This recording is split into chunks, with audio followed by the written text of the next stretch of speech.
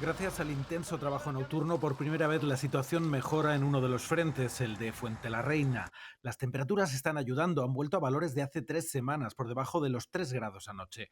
Las cámaras térmicas y los drones están siendo también clave. Fuentelarreina, de momento, lo seguimos teniendo controlado.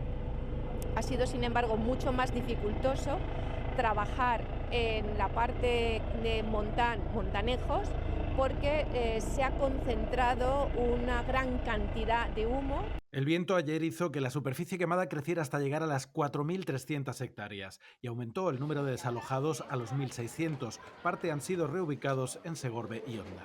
Estamos destrozados, la verdad, porque está el sitio que tú vives, pues se puede decir que se ha quemado prácticamente el 60%. Somos conscientes de que hay que tener paciencia, de que lo están dando todo, pero limpiar los montes y limpiar los montes. Hoy, por primera vez, algunos vecinos han podido acudir a dar de comer a su ganado acompañados por la Guardia Civil.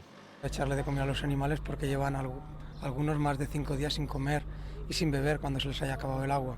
Tenemos animales que seguramente estarán todos muertos, o sea, nos vamos a encontrar con una auténtica carnicería. Los equipos de extinción van a contrarreloj, hay que ganar tiempo como sea, porque el jueves están anunciados otra vez fuertes vientos de poniente.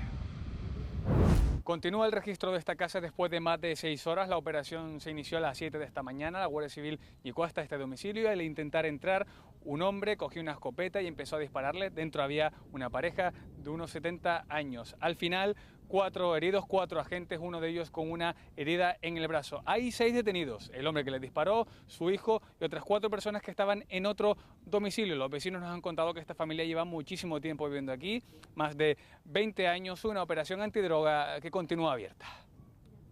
Y la Guardia Civil está investigando la muerte de una madre y su hijo de 16 años en un pueblo de Segovia. A la espera de conocer el resultado de la autopsia, todo apunta a que podría haber sido una intoxicación por fumigar en casa. Se ha descartado ya que se trate de una muerte violenta o intencionada. El padre está ingresado en cuidados intensivos. Y así han sacado los bomberos de Barcelona un centenar de pasajeros de un AVE por una avería en la catenaria cerca de la estación de Sants. Los pasajeros han tenido que subir los 8 pisos que hay hasta una salida de emergencia en pleno centro de la ciudad. Exconsejera catalana y eurodiputada Clara Ponsatí está detenida por los Mossos d'Esquadra después de volver hoy a Barcelona. Y vamos a ver el momento en el que los agentes vestidos de paisano la detienen para llevarla a la ciudad de la justicia y que comparezca ante el juez. Ponsatí ha regresado hoy a España sin entregarse después de estar 5 años huida de la justicia. Fue consejera de Educación con Puigdemont y tiene en vigor una orden de detención por un delito de desobediencia en relación con la organización del referéndum del 1 de octubre. También tiene inmunidad europarlamentaria cautelar concedida por el Tribunal de Justicia de la Unión Europea. Antes de su detención, esta misma tarde decía en rueda de prensa que no reconoce la autoridad del juez del Supremo. Veurem quin és el comportament del Tribunal Suprem davant de la meva tornada. Podria,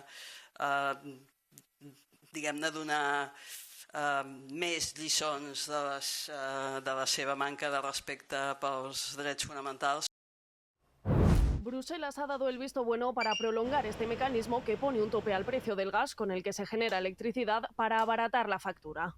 El tope irá creciendo de los 55 euros actuales hasta los 65 en diciembre. Como se esperaba llegar a ese umbral en mayo, explicado Teresa Rivera, el incremento será más lento de lo previsto inicialmente. La curva, la pendiente por la que cada mes se incrementaba poco a poco el tope del gas, pasa a ser una curva mucho más prolongada, pero mucho más suave. El Gobierno calcula que la excepción ibérica ha ahorrado unos 5.100 millones de euros desde su entrada en vigor hasta el cierre de febrero. La extensión de la solución nos da, sobre todo, una red de seguridad para los consumidores en caso de que los precios del gas natural volvieran a repuntar de aquí a finales de año.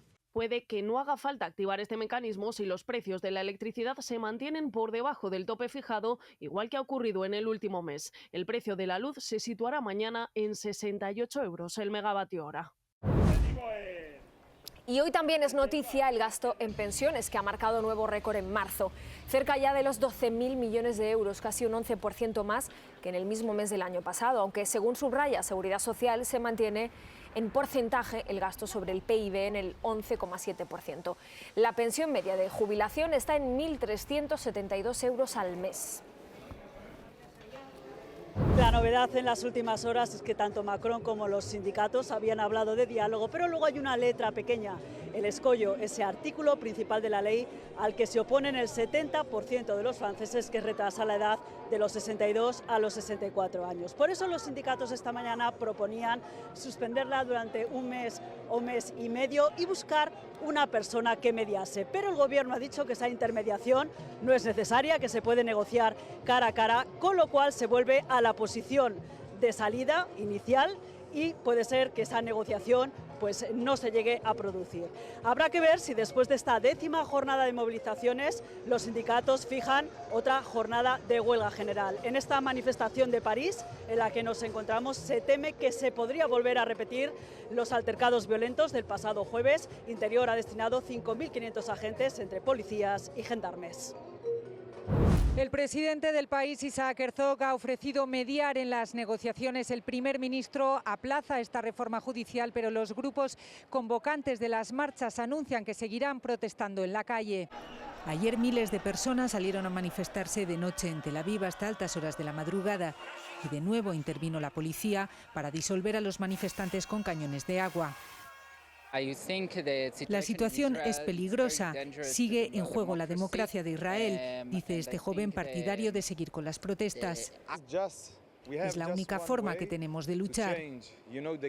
Los reservistas del ejército apuestan por dar un voto de confianza y de momento acudirán a los entrenamientos militares. Queda en el aire el futuro del ministro de Defensa. El cese fulminante fue verbal y Netanyahu tiene 48 horas de plazo para entregar la carta de destitución formal. No se descarta que le pida continuar.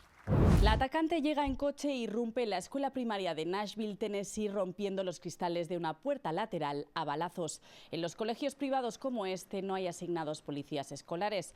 Porta 2 armas de asalto y una pistola, al menos 2 de ellas adquiridas legalmente. Pasan 17 minutos, el tiempo en el que mata a 6 personas, 2 niños y una niña de 8 y 9 años y 3 trabajadores de unos 60. Estos 2 policías abaten a la tiradora, Audrey Hale, de 28 años, ex estudiante de esta escuela cristiana. Los investigadores han encontrado escritos y mapas con el plan del tiroteo. Tenemos una hipótesis sobre su motivación, pero aún no podemos confirmarla, señalaba el jefe de policía de Nashville. En una entrevista a NBC añadía que podía estar resentida con la escuela. Inicialmente los agentes señalaron que era una mujer, lo que llevó a destacar lo atípico del caso según las estadísticas. Las autoridades aclararon luego que Hale se identificaba como trans y al parecer usaba pronombres masculinos en su perfil de LinkedIn. La violencia armada en Estados Unidos sigue sumando víctimas sin freno. Joe Biden ha vuelto a pedir al Congreso el veto de las armas de asalto, pero ayer algunos republicanos describían esta lacra como una epidemia de salud mental. El año pasado se registraron más tiroteos en escuelas que en ningún otro desde hace al menos más de 2 décadas. Y los primeros 18 tanques Leopard que el gobierno de Alemania prometió a Kiev ya están en Ucrania. Se unen a los 40 vehículos blindados que Berlín ya ha enviado. Y mientras siguen las demostraciones de fuerza militar, Rusia ha lanzado varios misiles supersónicos durante unos ejercicios militares en el mar de Japón. El gobierno japonés, uno de los principales aliados de Estados Unidos en el Pacífico, ha dicho que va a vigilar muy de cerca esas maniobras. Y Europa prohíbe definitivamente vender coches y furgonetas de gasolina, diésel o híbridos a partir de 2035. Los ministros de Energía han dado luz verde a la ley después de que Alemania levantara el veto al llegar a un acuerdo con la Comisión Europea para dejar fuera de la prohibición los combustibles sintéticos. En contra han votado Italia y Polonia, que reclamaban que los biocombustibles fueran también una excepción. Y Bruselas ha decidido también suspender el tercer pago de los fondos europeos a Italia, 19.000 millones de euros, y da un mes de plazo al gobierno de Meloni para cumplir las condiciones de ese pago. Según el gobierno italiano, la Comisión Europea quiere estudiar con más detenimiento 3 medidas aprobadas por el Ejecutivo anterior, entre ellas las concesiones de licencias para gestionar los puertos. Italia es el mayor beneficiario del mecanismo europeo, del que tiene asignados más de 200.000 millones entre ayudas y préstamos.